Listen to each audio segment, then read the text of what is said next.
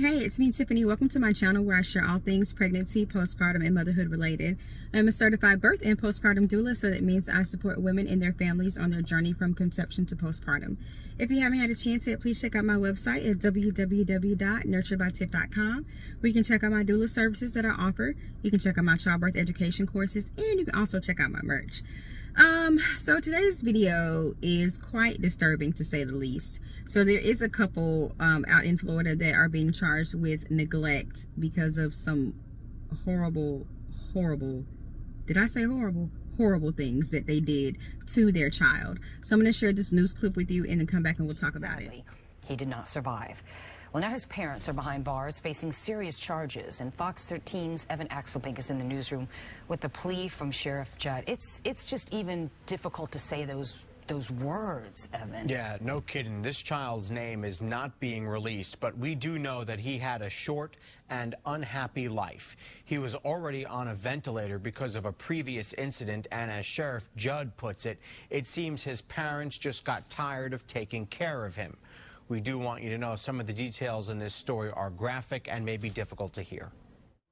The child's Bartow apartment was nothing short of shocking. I have never seen the horror that we saw with this poor child. It all began with a near drowning. 2 years ago, when the child was 10 months old, he fell into a pool and barely survived. His parents chose to keep him on a ventilator and stomach tube, with health aides helping to care for the child, who was in a permanent coma. The child had no brain activity, could not even blink his eyes, cannot move his extremities. In October, Sheriff Judd says they switched healthcare companies and began to stall on the new one. They ceased answering their door. On Friday, May 12th, Takesha Williams called 911 and said a piece of equipment wasn't working properly. There appeared to be no life in the child. This child had an extremely extended stomach, and it was green. This child was rotting in the bed. The child was rushed to the hospital but died. Sheriff Judd says the pair was afraid to call for help because she was worried DCF would take their other children away. And this is only supposition on my part. They just got tired of the baby. They just got tired of the intensive care this child needed. The child was so infected that he was decomposing while he was still alive, with organs visible outside his body. My prayer would be that the child was in a deep enough state that he wasn't aware of what was happening to him. But I don't know that. Though Williams denied there was any neglect, she and the boy's father, Ephraim Allen, are charged with child neglect with great bodily harm.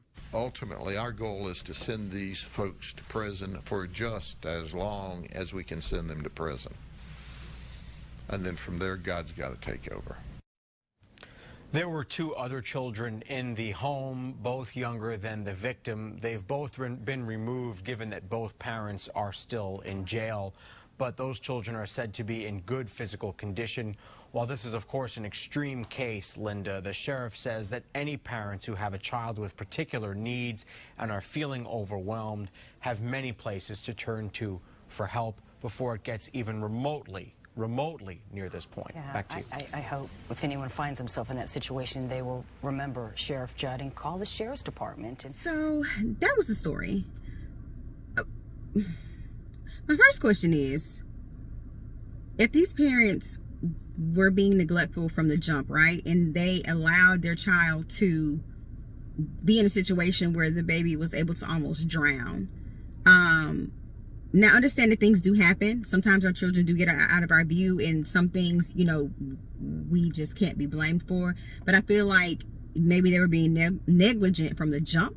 You know what I'm saying? And the baby almost drowned, okay? There was no activity, no brain activity and things like that. And so the baby was allowed to go home on a ventilator, which I find interesting, but I'm not gonna go there.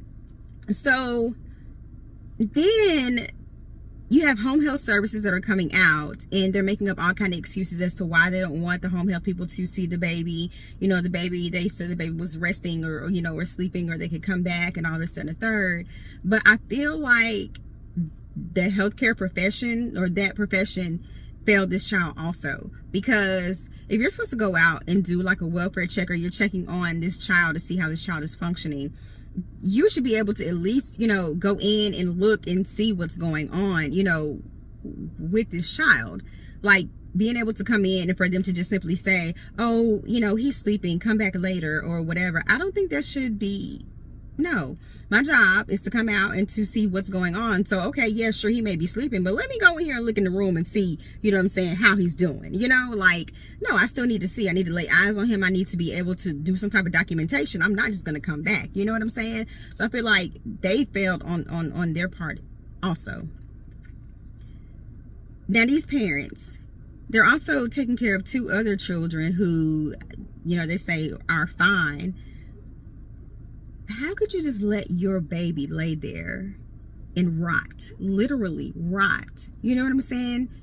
From the inside out, because you're tired of taking care of this baby, because you just don't have time and you're tired. Why not? And that's my thing. That's why, because oh I forgot. Yeah, they said that they didn't want to call CPS. They didn't want to call anyone because they were afraid that other children were going to be taken away from them. Your other children should be taken away from you. If you can't take care of this baby, you shouldn't be able to take care of no other children. I'm sorry. Like, no. And so with your decision to not take care of this child, you still ended up getting your other children taken away from you. So that defeated the purpose. You know, like, what is wrong with people? Where is your better judgment? Like, if you needed some help, and that's the whole reason the home health people were coming out. If y'all need some help, let those people know. If you need your baby to be taken to a facility somewhere because you're not able to take care of your baby, that's okay. That is okay. Everybody's not equipped to take care of a child once they have, like, you know, special needs, or they're on a ventilator, or they're going through, you know, some health condition. If you need some more help, let someone know. Don't just sit there and let your baby rot to death. Like, that is insane to me. How could you as a parent sit there and let your baby do that? How? I honestly feel like these folks should be stood in front of a firing squad, for real, because there's no excuse. There's no excuse at all.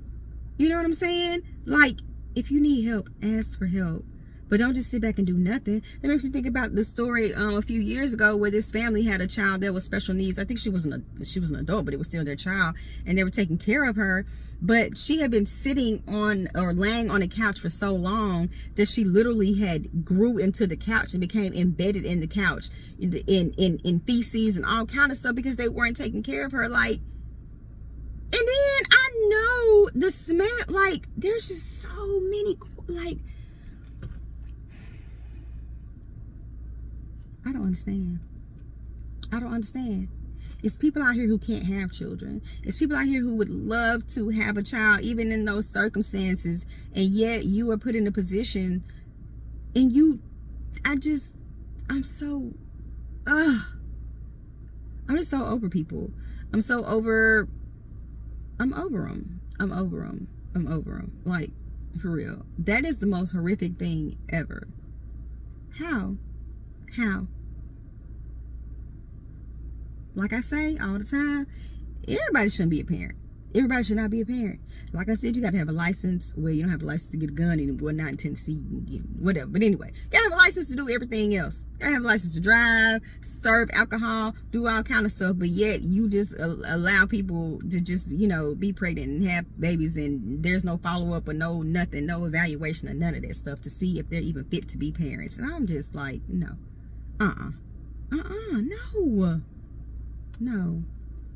No, I hope that whatever time they get, I hope they never, ever, ever are able to get out.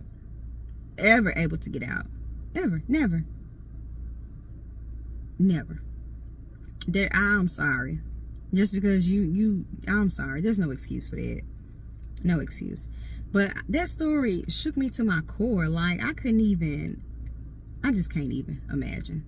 But I just wanted to get on here and share the story with you all quickly. I hope you all are having a good Memorial Day weekend. And I thank you so much for watching. As always, comment, like, subscribe, and I'll catch you on the next one.